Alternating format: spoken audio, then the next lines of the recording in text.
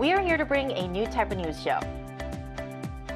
New insights, new styles, and new topics every day. We are News Generation. Bring news just for you. It's Friday, February 7th here in Seoul. I'm Song Yujin, and thank you for tuning in to News Generation. Joining us this Friday is Brooke Prince. Hello, happy Friday. Happy Friday, and Lee Won-bin. Good morning. Good morning. Now, both are here to speak on behalf of those in their 20s and 30s. So, Friday means it's time to explore topics resonating with young people around the world here on News Generation. And today we're going to talk about Starbucks, and more specifically, its decision to only allow paying customers to use the restroom, rolling back its years-long open bathroom policy. So, Brooke, starting off, could you tell us more about how this policy will work? Sure. So just to give you some background information, in 2018, Starbucks first implemented this open door policy, claiming, quote, any customer is welcome to use Starbucks spaces, including our restrooms, cafes, and patios, regardless of whether they make a purchase. However, over time, there were some safety concerns. So now, just 7 years after that, they've decided to reverse course. As of January 27, 2025, Starbucks now requires customers to make a purchase in order to use its restrooms and seating areas. They said that this is part of a broader strategy in order to enhance the in-store experience for their customers and address declining sales. Now, this decision has had some mixed reactions, with some arguing that as private property, these businesses have every right to restrict use of their bathrooms for the good of their customers, while others claim that this decision goes against the company's vision of providing this welcoming and inclusive environment for all. Other people are worried that this might be a domino effect, so other large chains might now follow suit and decide to restrict their bathroom policies. So I think that this whole case has kind of sparked a hot debate in the United States, and so I'm glad we're talking about it today. I think it applies to Korea as well. Right, and we're going to dig deep into that debate today here on NewsGen. So Starbucks once again has announced that it will no longer be the public bathroom of America. That's what a lot of international media outlets have been reporting. Then I want to ask you, Won-bin, does this policy extend to Starbucks stores here in Korea? Because as you know, we have a lot of them here in the country. And I also want to ask you, how do most cafes in Korea handle restroom access? Yeah, sure. And it's really interesting because when I was in Canada, I remember hearing the news in 2018 that Brooke mentioned, where there was a big news about Starbucks and then they decided to open their washrooms for everyone, for the public. In the States, they're starting to change it, but in Korea, Starbucks is still allowing all visitors to use their washrooms, regardless of them being the purchase class. However, most other local cafes or business rarely open their washrooms to the public, and this does come with a few reasons. Well, first of all, it's additional work for the cafe. There's more maintenance, more work to do. It's going to be more cost, more employees to work for. And secondly, they can get involved in certain accidents or even crimes that can happen in the washroom, which is an additional risk for the business. However, we also have to acknowledge that the overall washroom environment in Korea also plays a role in this. Public washrooms are very common and easy to find in Korea, and they're mostly very well maintained, like up to a usable condition. For example, every subway station has a public washroom, and even big buildings that has over 5 stories are required to have a public restroom open for the public. To summarize the picture in Korea, although most Korean cafes do not open their washrooms, we don't make a big deal out of it, or it's not a big controversy because public restrooms are already very accessible. Right, there are other accessible options here in Korea. So we're now going to expand on what Won-bin mentioned and talk about public restrooms in general. So Brooke, starting off, are they widely available in other countries? We're going to start with your country, the United States. Yes, so this decision that Starbucks made to restrict restroom access really highlights a growing crisis in my home country of the U.S., which is a severe lack of public toilets. And I can certainly attest to this. When I was living there, going on road trips and pulling off to a gas station, often I would see signs on the door that said, you cannot use this if you are not a paying customer. And that's kind of the norm in America. In fact, according to a 2021 QS Supplies report, the U.S. has only 8 public restrooms per 100,000 people, which Really, is quite one? a staggeringly small number.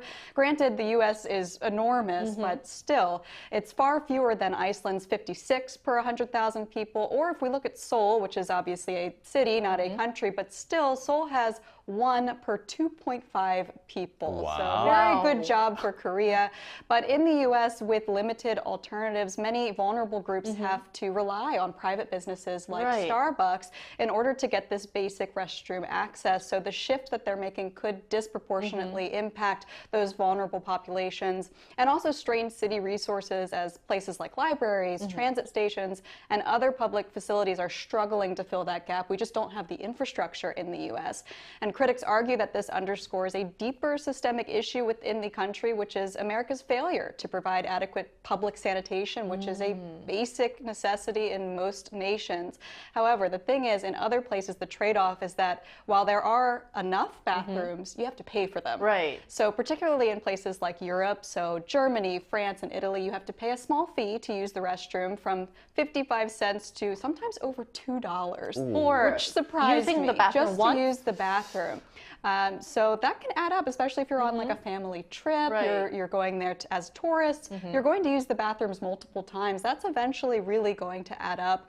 Moreover, the UK and the Netherlands also have pay-to-use toilets, and in Asia, China, and India charge for restroom access in very high traffic areas. Japan, on the other hand, is more like South Korea. It has mostly free facilities. But the places with fees, they typically help maintain the cleanliness and upkeep of the bathrooms, which is understandable. Obviously, nothing is free to run. But I am of the belief that no one should have to pay to go to the restroom. So it is a problem that I think does need to be tackled. Right. So either not enough public bathrooms that are accessible to the general public, Right. or there are enough bathrooms, Fees. but you have to pay for them, which is the Exactly. case in other parts of the world. So, Wonbin, would you like to add more and give us a few more examples? Yeah, of course. Like Brooke mentioned, Europe has a different approach on public restrooms. They generally charge people a small amount to use it, and I want to mention that this has to do with like the difference in culture. Some people might think that it's actually a little bit inhumane to charge people to kind of relieve themselves, which is considered as like a basic human right.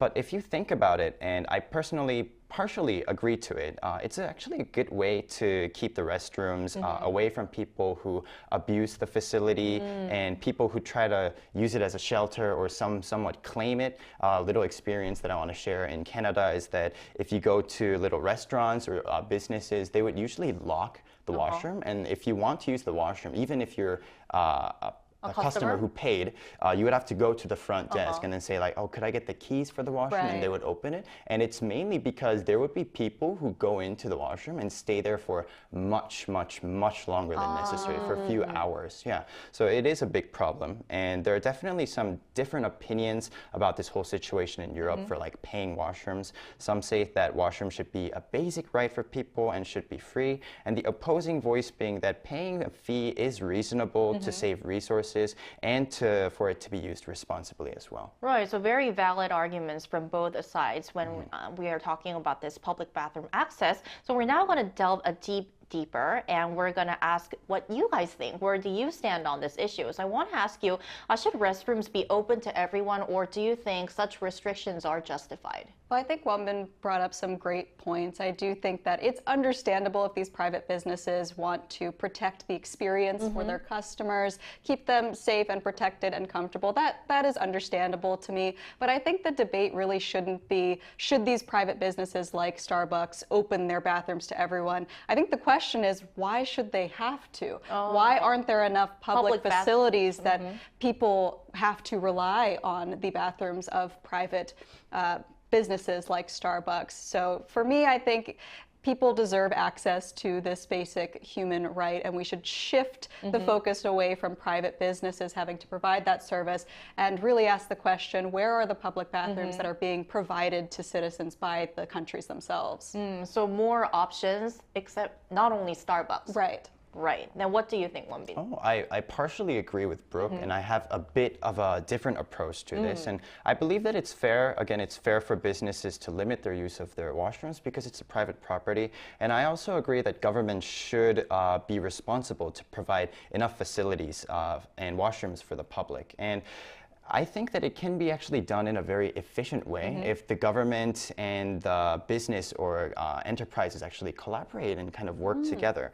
My idea is that government can provide some benefits such as tax credits or tax deductions if the business opens their washrooms to the public. This way, the entire washroom problem can be resolved in a much more responsible and an efficient way, more cost-effectively. Because more businesses will be willing to open them. Yeah, the government won't have to build additional new buildings, or they won't have to go under construction, so we can save time, energy, and money. And businesses are incentivized to open up their washroom, which is already a pre-existing facility. Yeah, and in conclusion, do respect private businesses limiting their properties, but the government must take certain measures to kind of resolve these issues. All right, so we've heard from our panelists. We're now going to listen to our viewers. We also asked the same question through a poll on our Arirang News YouTube channel, and let's take a look at what some of our viewers had to say. So if we look at the poll that was conducted on our channel, the question was, how accessible should restrooms be? There were 3 options. Free for everyone. Number 2, free for customers only. Pay required for everyone. Number 3. And among them, 66% of our viewers chose that restrooms should be free for everyone. We're now going to take a look at some comments. Our first comment for this Friday is by Kukas1085. In Germany, you have to pay to use restrooms, and it is a big hassle. I don't have a big issue if restaurant restrooms are guests only, but there should be more free accessible restrooms. Tyler Walker WJ8WR says being free for everyone may turn a non-customer into a customer. Our last comment for this Friday, JKJK50, it's reasonable for private businesses to limit restroom access as maintaining them requires both money and labor. However, there should be more free public bath restrooms to accommodate basic human needs. All right, up next, for more insight on this topic, we're going to bring in a legal expert into our talks after a short break.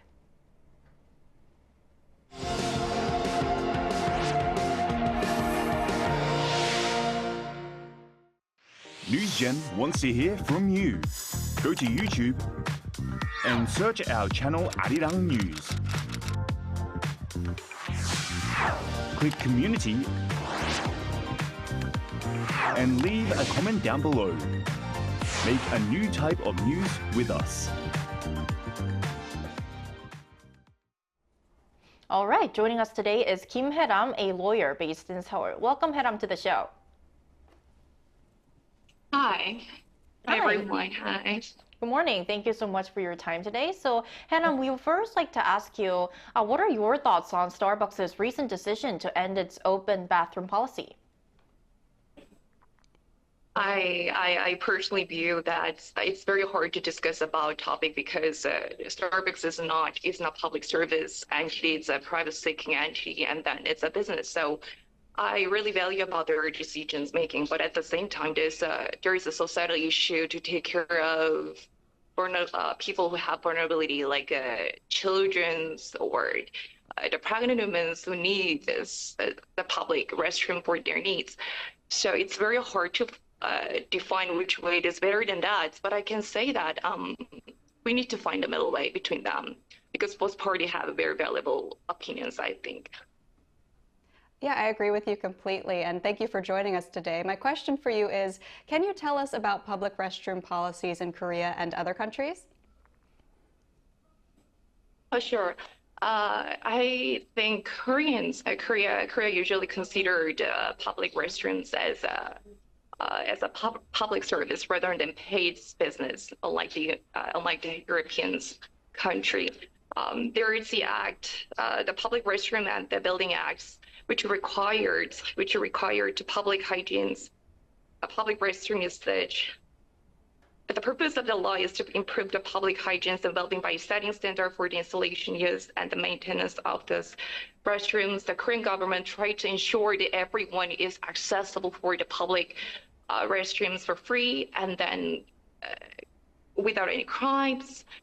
But unlike in European country, like Germans, they consider that public restroom is not free. They require a fee to use the restrooms, and the friends they also ask clients to buy some small gift to use the public restrooms. And then also in the United States, there is an ALI law or LI law that this is different approach with the Europeans and then the Koreans. ALI law requires yes. All right, so yeah, thank you for outlining the differences of each countries. What could be the potential benefits and drawbacks of limiting restroom access?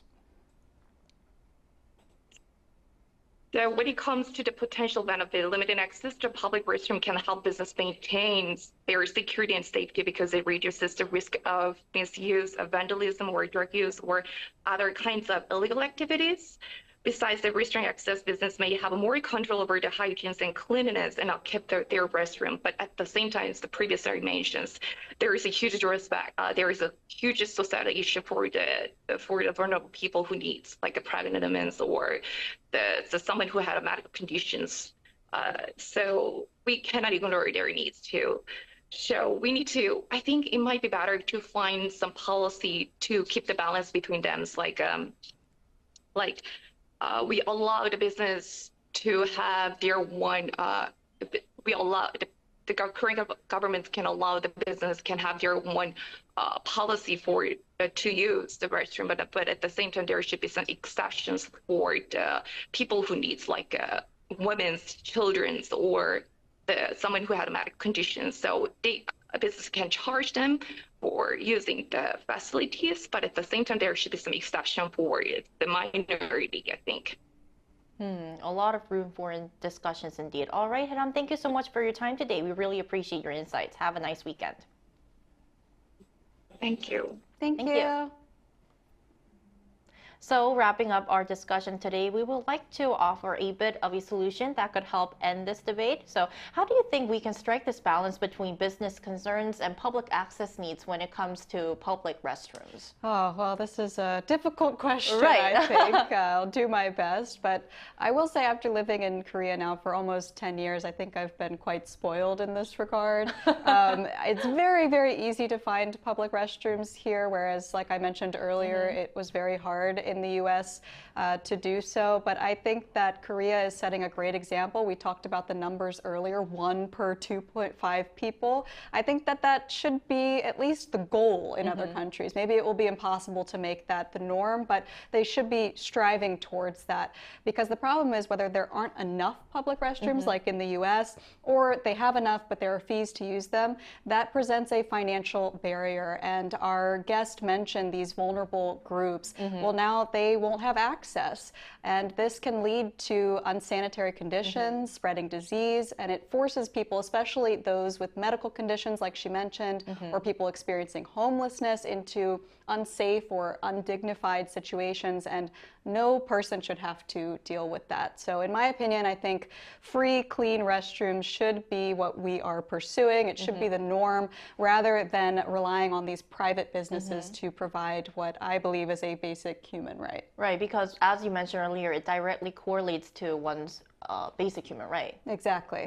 Now, what do you think, Wonbin? Well, I think regardless of the country, I believe that public restrooms just naturally need more maintenance and attention compared to private restrooms because it's used by more people. And on top of that, there's the factor of moral hazard because it's public, free and public. People are going to use it more mindlessly, carelessly, like they're going to be a bit more abusive if they want to, and sometimes even like stealing items like toilet papers and soaps, and in the process of that, they would break like the casing and such. Happens, Therefore, in order for order to be maintained, I believe that there must be some strict rules or restrictions, such as closing it down during nighttime where it's difficult to be maintained. And it's a bit of a stretch, and you have to hear me out, but like installing cameras, not in the restroom, but like That would be a big problem. yes, but like at the entrance, so you have a clear view and a record of who goes in and out. So if something does happen, you can backtrack it and then kind of punish or contact or whoever is responsible for it. So there must be attention and effort from all sides. The government needs to set the boundaries and the rules. The business needs to provide the facility, and citizens needs to exercise their basic human rights responsibly. Oh, very well said. This is indeed a very tricky question, but I think you guys capped off our discussion really well. So if you have your opinions or anything you'd like to share on today's topic, please leave a comment below on today's episode. And that wraps up this episode of News Generation, but we will be back next Monday at 10:30 a.m. Korea time. Special thanks today to Brooke Prince. Thank you for having me. Thank you. And Iwon Bin. Always a pleasure. Thank you. And thank you everyone for watching, and hope you end off your week well. We are News Generation.